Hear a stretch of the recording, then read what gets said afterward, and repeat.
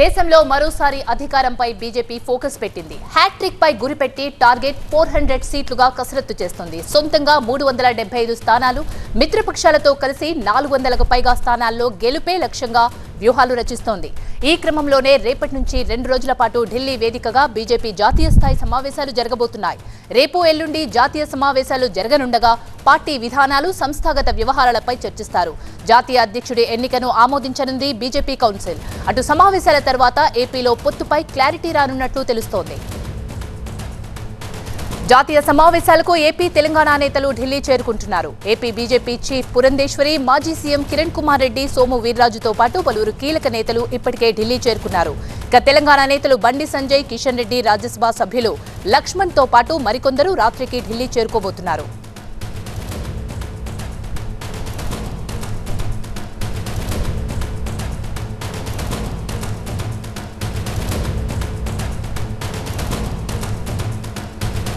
ఇదే అంశానికి సంబంధించి మరింత సమాచారాన్ని మా అసోసియేట్ ఎడిటర్ మహాత్మా అందిస్తారు. మహాత్మా,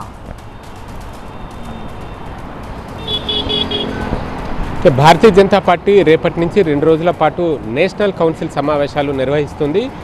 సాధారణంగా వారి పార్టీలో ఉన్న నిబంధనల ప్రకారం ప్రతి ఏటా జరగాల్సిన సమావేశాలే, కానీ ప్రతి 5 ఏళ్లకు ఒకసారి జరుగుతున్నాయి. 2014 ఎన్నికలకు ముందు ఒకసారి జరిగింది, మళ్ళీ 2019 ఎలక్షన్స్కి ముందు ఒకసారి జరిగింది.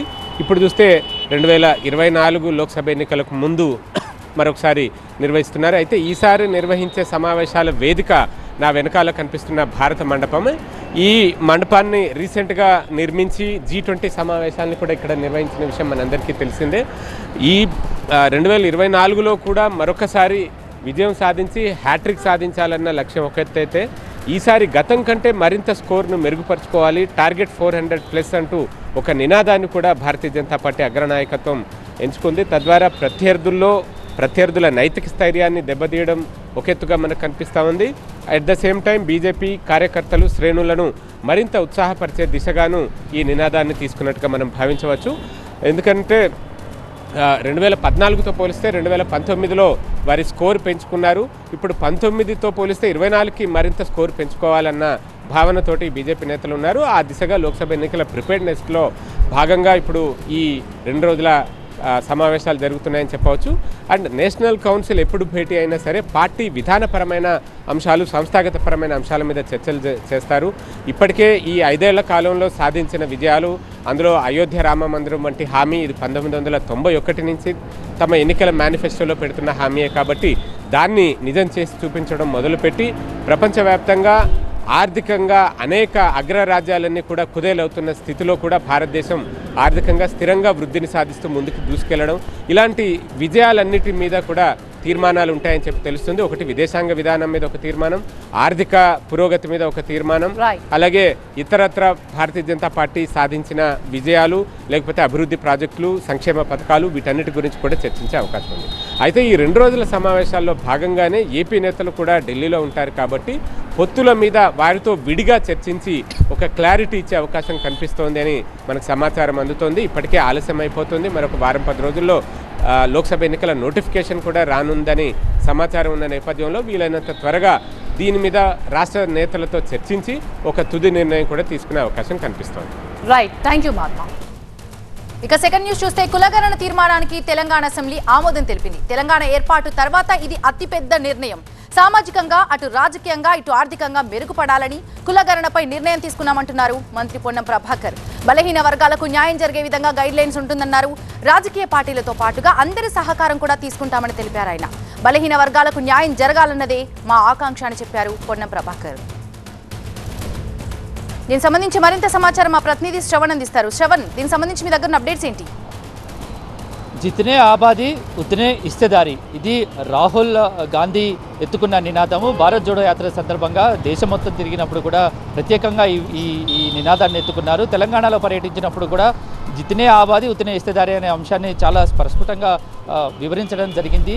జనాభాలో ఉండే కులాల యొక్క శాతం అనుగుణంగానే వాళ్ళకి రాజకీయంగా కూడా రిజర్వేషన్లు కల్పించాలనేది దీని యొక్క ప్రధాన ఉద్దేశము. అప్పట్లో తెలంగాణ ఎన్నికల సమయంలో కూడా కాంగ్రెస్ పార్టీలో కూడా బీసీలకు సంబంధించి రిజర్వేషన్ అంశంపై పెద్ద ఎత్తున చర్చ జరిగింది.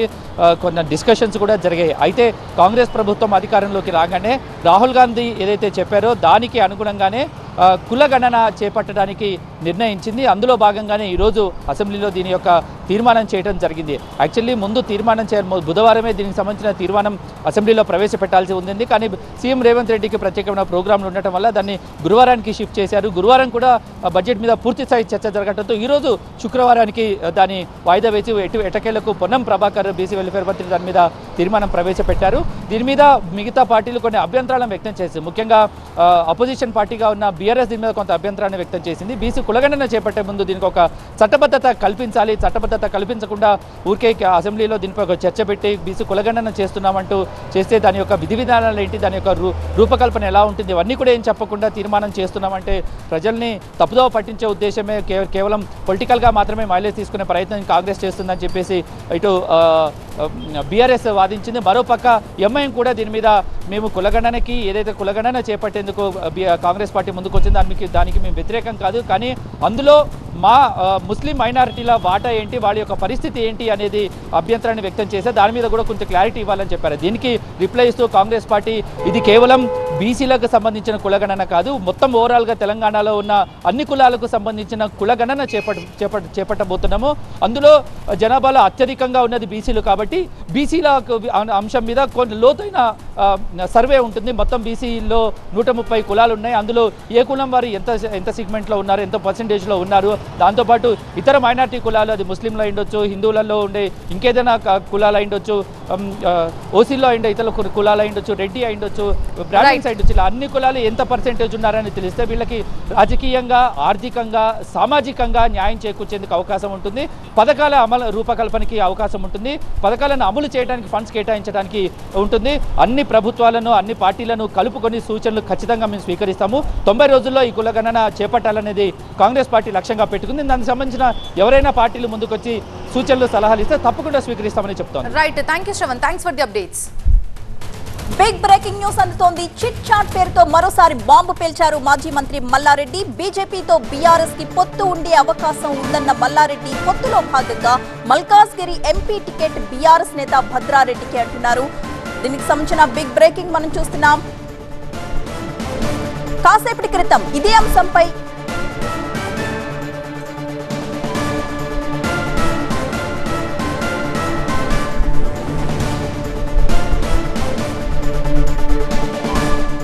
చిట్ చాట్ పేరుతో మరోసారి బాంబు పేల్చారు మాజీ మంత్రి మల్లారెడ్డి. బీజేపీతో బీఆర్ఎస్ కి పొత్తు ఉండే అవకాశం ఉంది అంటున్నారు మల్లారెడ్డి. పొత్తులో భాగంగా మల్కాజ్గిరి ఎంపీ టికెట్ బీఆర్ఎస్ నేత భద్రారెడ్డికే అంటున్నారు.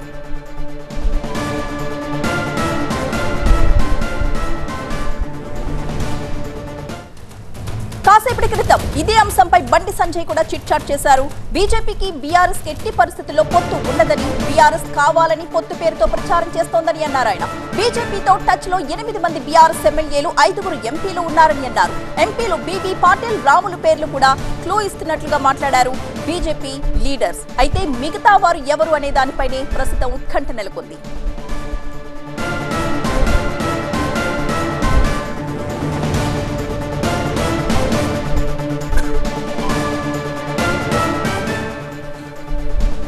బండి సంజయ్ మాట్లాడిన దాని ప్రకారం ఆ పార్టీ నుంచి పార్టీకి రావడానికి నేతలైతే సిద్ధంగా ఉన్నారు, కానీ పొత్తు గిత్తు ఏమీ లేదు అని బండి సంజయ్ మాట్లాడితే దానికి భిన్నంగా మల్లారెడ్డి కమెంట్స్ మనకి కనిపిస్తున్నాయి. చిట్ చాట్ పేరుతో మరొకసారి బాంబు పేల్చారు మాజీ మంత్రి మల్లారెడ్డి. బీజేపీతో బీఆర్ఎస్ కి పొత్తు ఉండే అవకాశం ఉంది అని అభిప్రాయపడ్డారు మల్లారెడ్డి. పొత్తులో భాగంగానే మల్కాజ్గిరి ఎంపీ టికెట్ బీఆర్ఎస్ నేత భద్రారెడ్డికి అనే అభిప్రాయాన్ని వ్యక్తం చేశారు.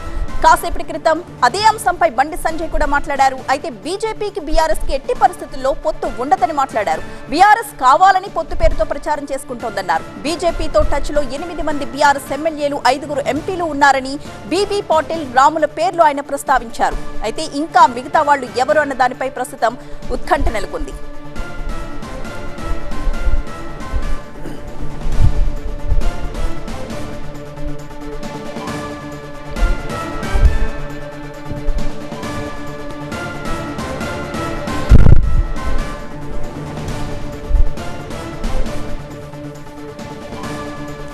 బిగ్ బ్రేకింగ్ న్యూస్ మనం చూస్తున్నాం. బీజేపీ బీఆర్ఎస్ పొత్తుకు సంబంధించి ఇప్పటిదాకా పరస్పరం విమర్శలు చూసాం రెండు పార్టీల దగ్గర నుంచి. కానీ ఇవాళ పరస్పరం భిన్నమైన అభిప్రాయాలు చూస్తున్నాం. ఒక పార్టీ నేత ఏమో పొత్తు ఉండొచ్చు అని చెప్తున్నారు, మరొక పార్టీ నేత ఏమో పొత్తు ఎట్టి పరిస్థితుల్లో లేదు అంటున్నారు. ఎప్పుడు సంచలన వ్యాఖ్యలు చేసే మాజీ మంత్రి మల్లారెడ్డి మరోసారి అట్లాంటి ఇంట్రెస్టింగ్ కామెంట్స్ చేశారు. ఎంపీ ఎలక్షన్స్కు సంబంధించి బీజేపీతో బీఆర్ఎస్కి పొత్తు ఉండే అవకాశం ఉంది అంటున్నారు మల్లారెడ్డి. అదే నిజమైతే మాత్రం ఇది చాలా ఒక సంచలనం అనే చెప్పాలి. పొత్తులో భాగంగా ఆల్రెడీ మల్లారెడ్డి టికెట్ కూడా ఎవరికి ఇస్తారో చెప్పేస్తున్నారు. పొత్తులో భాగంగా మల్కాజ్గిరి ఎంపీ టికెట్ బీఆర్ఎస్ నేత భద్రారెడ్డికే వస్తుందని కూడా చెప్తున్నారు. బీజేపీకి బీఆర్ఎస్కి పొత్తు ఉండొచ్చు అంటున్నారు. పొత్తులో భాగంగానే బీఆర్ఎస్ నేతకే ఈ టికెట్ వస్తుందని అంటున్నారు. అయితే బీఆర్ఎస్ ఎమ్మెల్యేలు ఎవరు బీజేపీతో టచ్లో లేరు, బీఆర్ఎస్ ఎమ్మెల్యేలు ఎవరు పార్టీ మారే ప్రసక్తే లేదు. కానీ బీఆర్ఎస్కి బీజేపీకి పొత్తు ఉంటుంది. ఆ పొత్తులో భాగంగా మల్కాజ్గిరి టికెట్ బీఆర్ఎస్కే వస్తుందంటూ మల్లారెడ్డి చెప్తున్నారు. బట్ కొద్దిసేపటి క్రితం మనం చూసాం, బండి సంజయ్ దీని మీద మాట్లాడారు. బండి సంజయ్ ఎట్టి పరిస్థితుల్లోనూ పొత్తు అనేది బీజేపీకి ఉండదు, బీజేపీ బీఆర్ఎస్ పొత్తు అనేది ఉండదు, కావాలనే బీఆర్ఎస్ అలా ప్రచారం చేస్తుంది తప్ప ఎట్టి పరిస్థితుల్లో ఉండదు. సో ఇవి రెండు చిట్చాట్లుగానే మనం గమనించాలి. మీడియాతో చిట్చాట్ల సందర్భంగా వీళ్ళు మాటలు అన్నారు. బట్ ఏమైనా రెండు పరస్పర విరుద్ధమైన ఇంట్రెస్టింగ్ కామెంట్స్ మనం చూస్తున్నాం. మల్లారెడ్డి ఏమో పొత్తు ఉండొచ్చు, పొత్తులో భాగంగా బీఆర్ఎస్కే మల్కాజ్గిరి టికెట్ వస్తుందంటే లేదు బీజేపీకి బీఆర్ఎస్కి పొత్తు ఉండదు, కావాలనే బీఆర్ఎస్ ప్రచారం చేస్తున్నట్టు బండి సంజయ్ అంటున్నారు. రైట్, ఇక టచ్ పాలిటిక్స్కి సంబంధించి మరింత సమాచారం మా స్పెషల్ కరెస్పాండెంట్ శ్రీధర్ ప్రసాద్ అందిస్తారు లైవ్లో. శ్రీధర్ ప్రసాద్, ఏంటి ఇప్పుడు ఈ చిట్చాట్ల సారం ఏంటి? ఇందులో ఏది కరెక్ట్ అనుకోవాలి? పొత్తు ఉంటుందా ఉండదా? మల్లారెడ్డి ఏకంగా ఒక అడుగు ముందుకేసి పొత్తు ఉందని చెప్పి నేత పేరు కూడా చెప్తున్నారు. ఇప్పటికే ఒక గత వారం రోజులుగా బీఆర్ఎస్ బీజేపీ పొత్తులకు సంబంధించి అసెంబ్లీ వేదికగా హాట్ గా చర్చలు జరుగుతున్నాయి. మొన్నటికి మొన్న ఆ బీజేపీ ఒక మాజీ ఎమ్మెల్సీ ఒక ఎమ్మెల్యే ఆ బీఆర్ఎస్ తో పొత్తు ఉంటుందని ఒక టాపిక్ ని అసెంబ్లీ వేదికగా లాబీలో చిట్చాట్ లో వెల్లడించారు. కాసేపటి క్రితం మాజీ మంత్రి బీఆర్ఎస్ మేడ్చల్ ఎమ్మెల్యే మల్లారెడ్డి కూడా బీజేపీతో మాకు పొత్తు ఉంటుంది, మెజార్టీ నేతలంతా కూడా బీజేపీతో పొత్తు పెట్టుకోవాలని చెప్పేసి బీఆర్ఎస్ అధినేత కేసీఆర్ కు సూచిస్తున్నారు. పొత్తులో భాగంగా మల్కాజ్గిరి సీట్ మాత్రం బీఆర్ఎస్ కి ఉంటుంది, అది కూడా తన కుమారుడు భద్రారెడ్డికి అది భద్రంగా ఉంటుందని చెప్పేసి కూడా తను వ్యాఖ్యలు చేయడం, చిట్చాట్ చేయడం అనేది చాలా హాట్ టాపిక్ గా మారింది. ఎందుకంటే పార్లమెంటు ఎలక్షన్స్ కన్నా ముందే ఇరు పార్టీల మధ్యలో పొత్తు కుదురుతుంది. సీట్లను కూడా 17 స్థానాలను కూడా సీట్లు పంచుకొని కంబైన్డ్ గా పొత్తుతోనే పోటీ చేస్తారని చెప్పేసి ఒకటాకు నడుస్తుంటే, లేదు ఇంటర్నల్ గా పొత్తు ఉంటుంది, ఎవరికి వారే సీట్లు పోటీ చేస్తారు. తర్వాత ప్రభుత్వం ఏర్పడిన తర్వాత ఎన్డీఏలోకి బీఆర్ఎస్ వెళ్తుందని చెప్పేసి మరికొంతమంది నేతలు మాట్లాడుతున్నారు. కానీ మొత్తం ఓవరాల్ గా చూసుకున్నట్టయితే బీఆర్ఎస్ నేతల నుంచి కావచ్చు, బీజేపీ నేతల నుంచి పరస్పరంగా కొంతమంది కాసేపటి క్రితం బండి సంజయ్ కూడా అసలు బీఆర్ఎస్ తో పొత్తు ప్రసక్తే లేదు, ఎట్టి పరిస్థితుల్లో పొత్తు ఉండదు అని చెప్పేసి బండి సంజయ్ చెప్తుంటే, బీఆర్ఎస్ నేతలు మాత్రం పొత్తు ఉంటుంది, బీజేపీతో సహాయం కుదురుతుంది, ఎన్డీఏలో శ్రీధర్ ప్రసాద్ వీళ్ళ మాటలు ఎలా ఉన్నా అసలు నిజానికి పొత్తు ఉండే అవకాశం ఎంతవరకు కనిపిస్తుంది? నిప్పు ఉప్పులా ఉండే రెండు పార్టీల మధ్య పొత్తు సాధ్యమేనా, లేదంటే రాజకీయాల్లో ఏదైనా సాధ్యమే అని మనం అనుకోవాలా? రాజకీయాల్లో ఈ రోజున్న ఈక్వేషన్స్ రేపు ఉండవు, నిమిషానికి పరిణామాలు మారుతుంటాయి. కానీ 2014 ఎలక్షన్ నుంచి కావచ్చు, అదేవిధంగా 2018 అసెంబ్లీ, 2019 పార్లమెంట్ ఎలక్షన్స్ లో కావచ్చు, మొన్న 2023 సార్వత్రిక ఎన్నికల్లో కూడా బీఆర్ఎస్ పార్టీ ఒంటరిగానే పోటీ చేసింది. ఎలాంటి వామపక్ష పార్టీలతో పొత్తు పెట్టుకోలేదు, ఎలాంటి బీజేపీ కావచ్చు ఇతర పార్టీలతో పొత్తు పెట్టుకోలేదు, సింగిల్ గానే పోటీ చేసింది. కానీ ప్రస్తుత పరిణామాలు అటు బీఆర్ఎస్ పార్టీ అధికారంలోకి రాకపోవడం, మొన్న 2023 ఎన్నికల్లో ఓడిపోవడం, తర్వాత ఇప్పుడు పార్లమెంట్ ఎలక్షన్స్ ని ఫేస్ చేస్తుండడము, రాష్ట్రంలో కాంగ్రెస్ ప్రభుత్వము రావడం పట్ల చాలా మెజార్టీ బీఆర్ఎస్ నేతలు, కొంతమంది ఎమ్మెల్యేలు కావచ్చు, మాజీ ప్రజాప్రతినిధులు కావచ్చు, వాళ్ళందరూ కూడా బీజేపీతో పొత్తు ఉంటే బాగుంటుందని ఒక అభిప్రాయాన్ని పార్టీలో చర్చకు దారితీయడం, ఆ చర్చలోని సారాంశమే కొంతమంది సీనియర్ నాయకులు పొత్తుంటుందని మాట్లాడడం ఒక ఆసక్తికర పరిణామాలు నేర్పుతుంది. ఏదేమైనా బీఆర్ఎస్ అధినేత కేసీఆర్ నిర్ణయమే ఫైనల్ గా ఉంటుంది కాబట్టి ఆ బీజేపీతో ఇప్పటికే సత్సంబంధాలు ఉన్నాయని చెప్పేసి కాంగ్రెస్ పార్టీ కూడా ఒక ఆరోపణ అంటే మల్లారెడ్డి ఇలాంటి వ్యాఖ్యలు చేయడానికి రీజన్ ఏంటి? ఇంటర్నల్ గా ఏమన్నా బీఆర్ఎస్ లో ఈ పొత్తు గురించి ఏమైనా చర్చ జరుగుతోందా? నేతలకి ఇలాంటి ఇన్ఫర్మేషన్ ఎలా వచ్చింది? బీఆర్ఎస్ అధినేత నుండి వచ్చే అవకాశం కనిపిస్తోందా? పొత్తు విషయానికి సంబంధించి ఇంటర్నల్ గా లీడర్స్ మాట్లాడుకుంటున్నారు. అదర్వైజ్ మల్లారెడ్డి ఇంత కీలకమైన వ్యాఖ్యలు ఎలా చేయగలుగుతారు? బీజేపీతో బీఆర్ఎస్ కి పొత్తు ఉంటుంది అనే విషయం ఆయన ఎలా కన్ఫర్మ్ చేయగలుగుతారు? తప్పకుండా బీఆర్ఎస్ పార్టీకి సంబంధించిన సీనియర్ నాయకుల మధ్య పొత్తులకు సంబంధించి ఒక వ్యవహారం అయితే చాలా రోజులుగా ఒక చర్చ అయితే కొనసాగుతుంది. మరి ముఖ్యంగా గ్రేటర్ హైదరాబాద్ లో గెలిచిన ఎమ్మెల్యేలలో విస్తృతంగా ఈ చర్చ కొనసాగుతుంది. అంటే బీజేపీతో ఈ సమయంలో పొత్తు ఉంటే బాగుంటుంది, అనే ఒక ఉద్దేశాన్ని అయితే అటు బీఆర్ఎస్ పార్టీ ముఖ్య నాయకులకైతే ఎమ్మెల్యేలు కొంతమంది చెప్పినట్టుగా తెలుస్తుంది. అదేవిధంగా కొంతమంది మాజీ మంత్రులు కూడా తమ అభిప్రాయాలు చెప్పినట్టు తెలుస్తుంది. అయితే ఈ అభిప్రాయాలని బీఆర్ఎస్ పార్టీ ఏ విధంగా తీసుకుంటుంది, పొత్తులకు సంబంధించి నిర్ణయాన్ని ఏ విధంగా ఉంచుతుందనే విషయాన్ని పక్కన పెడితే పార్టీలో మాత్రం నాయకుల మధ్య మాత్రం బీజేపీతో పొత్తు ఉంటే బాగుంటుంది, బీజేపీతో పొత్తుకు సంబంధించిన అంశాలపై కావచ్చు చర్చ మాత్రం చాలా వేగంగా జరుగుతుంది. అసెంబ్లీ లాబీల్లో కూడా ఎక్కడ చూసినా కూడా ఏ ఇద్దరు నాయకుల మధ్యలో చూసినా కూడా బీఆర్ఎస్ అదేవిధంగా బీజేపీకి సంబంధించిన పొత్తులకు సంబంధించిన ప్రస్తావన వస్తుంది. అది మన చిట్చాట్ రూపంలో మీడియాకు కూడా బీఆర్ఎస్ పార్టీకి సంబంధించిన కొంతమంది ముఖ్య నాయకుల నుంచి కావచ్చు, కొంతమంది బీజేపీ పార్టీకి సంబంధించిన ముఖ్య నాయకుల నుంచి మనకు ఆ సమాచారం అందుతుంది. రైట్ శ్రీధర్ ప్రసాద్, కాది ఇప్పుడైతే ఇద్దరు నేతల దగ్గర నుంచి చిట్ చాట్లో భాగంగానే రెండు మాటలు వచ్చాయి. ఒకటి మల్లారెడ్డి బీజేపీతో బీఆర్ఎస్కి పొత్తు ఉండే అవకాశం ఉందని చెప్తున్నారు మల్లారెడ్డి. అలా ఒకసారి లీస్ట్ ఛాన్స్ కూడా ఇవ్వలేదు, ఉంటుంది అని చెప్తున్నారు. అండ్ పొత్తులో భాగంగా అతను భద్రారెడ్డికి టికెట్ కూడా కేటాయించబోతున్నారంటూ మాట్లాడారు చిట్ చాట్లో మల్లారెడ్డి. బట్ అంతకుముందే కొద్దిసేపటి క్రితమే బండి సంజయ్ మాట్లాడారు, బీజేపీకి బీఆర్ఎస్కి మధ్య పొత్తు అసాధ్యం, అది ఇంపాసిబుల్, కేవలం బీఆర్ఎస్ చేస్తున్న ప్రచారం మాత్రమే, అది ఎట్టి పరిస్థితుల్లోనూ పొత్తులు అనేవి ఉండదు. అయితే బీజేపీతో ఇప్పటికే బీఆర్ఎస్ ఎమ్మెల్యేలు టచ్లో ఉన్నారు, 8 మంది ఎమ్మెల్యేలు ఉన్నారు, కొంతమంది ఎంపీలు కూడా ఉన్నారు అని క్లూగా ఎంపీలు బీబీ పాటిల్, రాములు పేర్లు కూడా ప్రస్తావించారు. కానీ ఇటు మల్లారెడ్డి వాటికి ఆన్సర్ ఇచ్చారు. బీఆర్ఎస్ నుంచి ఏ నేతలు బీజేపీతో టచ్లో లేరు, అదంతా అబద్ధం. కానీ కాకపోతే మళ్ళీ బీఆర్ఎస్కి బీజేపీకి పొత్తు ఉండొచ్చు, ఉంటే అది బీఆర్ఎస్కే వస్తుంది మల్కాజ్గిరి టికెట్ కూడా అన్నట్టు మాట్లాడుతున్నారు. మరి ఇంతకీ అక్కడ పొత్తుల దాకా వెళ్ళకపోయినా విషయం అయితే నేతల మధ్య మాత్రం బీఆర్ఎస్కి బీజేపీకి పొత్తుకు సంబంధించి చర్చలు జరుగుతున్నాయనేది మాత్రం వాస్తవం. మరి ఇది ఎక్కడ దాకా వెళ్తుంది, ఏమైనా ఇంట్రెస్టింగ్ థింగ్ మనం చూస్తామా ఎంపీ ఎలక్షన్స్ లోపు అనేది చూడాలి.